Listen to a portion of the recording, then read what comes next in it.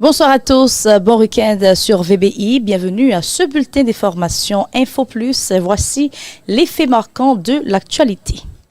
L'homme d'affaires Jean-Pierre Bailly a critiqué le président du conseil de transition, Leslie Voltaire, qui, selon lui, n'a pu prendre des mesures drastiques pour éradiquer le banditisme dans le pays lors de sa dernière tournée en Europe avec le président Emmanuel Macron. Invité hier jeudi à l'émission Cette vérité sur Vendebef Info, animée par Evans Nelson, il a accusé Leslie Voltaire d'avoir gaspillé 3,8 millions de dollars pour recevoir le président de la Colombie, Gustavo Petro, à Jacmel. Selon l'homme d'affaires, la Colombie reste et demeure un pays stratégique pouvant répondre aux défis sécuritaires en Haïti, tout en rappelant les batailles qu'Haïti a menées pour aider la Colombie pour son indépendance.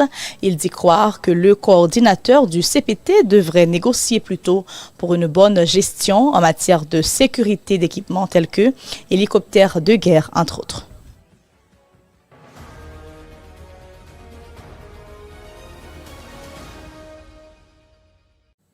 Autre information, Audlin Joseph, finaliste au Pictures of the Year International, une reconnaissance mondiale pour la photographie haïtienne. La nouvelle retentissante a secoué le monde du photojournalisme.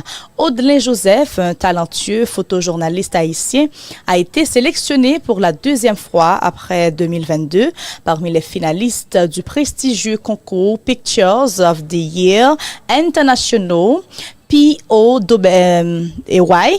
Cette reconnaissance met en lumière le travail exceptionnel d'Audlin Joseph, qui se distingue parmi les photographes internationaux de renom dans la catégorie Spot News.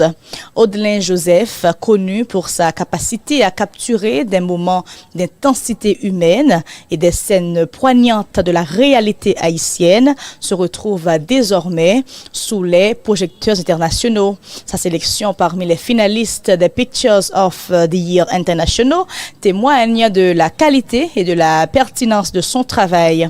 Aux côtés de photographes prestigieux tels que Ali Jadala, Tyler Hicks, Robert Gauthier et Noah Berger, Audlin Joseph s'impose dans cette catégorie consacrée à la photographie de l'actualité brûlante. Chacun de ces photographes est salué pour sa capacité à capturer des images puissantes, souvent dans des conditions extrêmes. Pour Audlin Joseph, cette nomination est bien plus qu'une récompense individuelle. C'est une célébration de sa persévérance et de son engagement. Le photojournalisme exposé à des risques constants et à des conditions de travail souvent difficiles demande une dévotion totale et une capacité unique à saisir l'instant crucial. Celui qui raconte une histoire éveille la conscience et fait naître des émotions. Remporter ce prix est un aboutissement personnel, mais aussi un moment de gratitude envers ceux qui m'ont soutenu. Cette nomination n'est pas seulement le fruit de mes efforts, mais aussi du travail collectif et du soutien inestimable de mes proches, de mes collègues et de toutes les personnes qui m'ont encouragé, a déclaré Audlin Joseph lors d'une entrevue exclusive accordée à notre rédaction. Il travaille pour l'agence de presse Associated Press AP.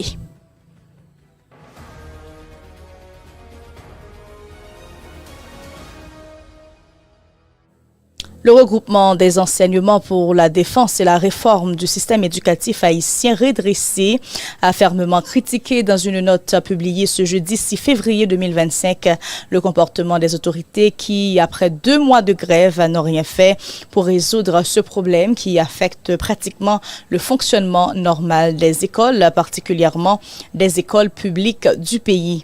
Une situation inquiétante pour les élèves qui auront à subir les examens officiels.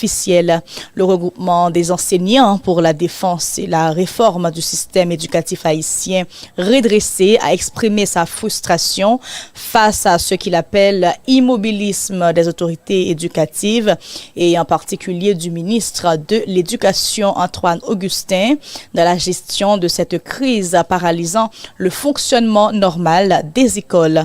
Selon le syndicat, la gestion de la crise actuelle est marquée par un silence préoccupant enseignants et une absence de dialogue avec les véritables représentants des travailleurs du secteur éducatif.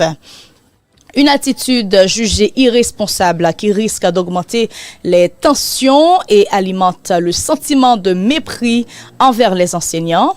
De plus, le redressé se dit regretter que le ministre Antoine Augustin tente de manipuler le dialogue social en favorisant des syndicats proches du pouvoir plutôt que d'engager des discussions inclusives et constructives.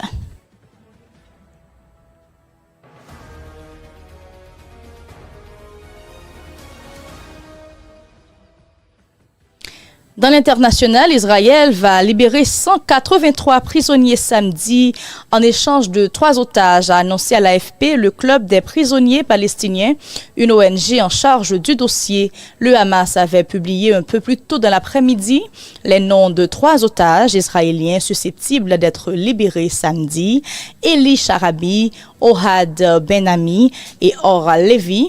Alors que Donald Trump a annoncé des sanctions contre la Cour pénale internationale, l'ONU a demandé vendredi aux États-Unis de revenir sur leur décision.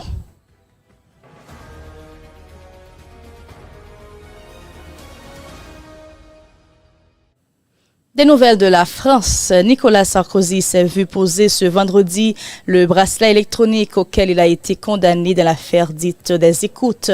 Une sanction inédite pour un ancien président de la République. Il ne pourra désormais quitter son domicile qu'à certaines heures fixées lors de son entretien avec le juge d'application des peines la semaine dernière.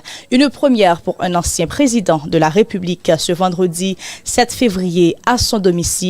Nicolas Sarkozy s'est vu poser le bracelet électronique auquel il a été condamné dans l'affaire dite des écoutes. Nicolas Sarkozy avait été convoqué au tribunal de Paris le 28 janvier dernier par un juge d'application des peines JAP pour déterminer les modalités de cette mesure. À l'issue de sa convocation, le JAP a fixé le début d'exécution de la peine au 7 février, a-t-on appris le même jour d'une source proche du dossier. Sur place, un agent de surveillance électronique de l'administration pénitentiaire doit lui poser le bracelet à la cheville et paramétrer le dispositif. Nicolas Sarkozy ne pourra désormais quitter son domicile que durant certaines heures fixées lors de son entretien avec le JAP la semaine dernière.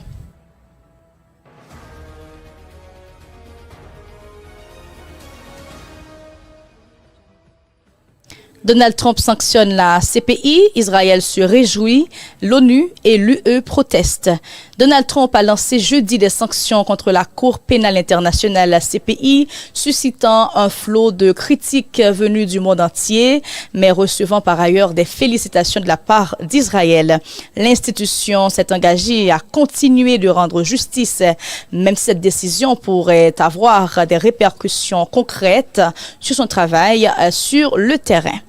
Merci d'avoir suivi ce bulletin d'information. Mesdames et messieurs, restez fidèles à VBI et tout de suite, vous aurez l'émission Cette vérité avec Evans Nelson.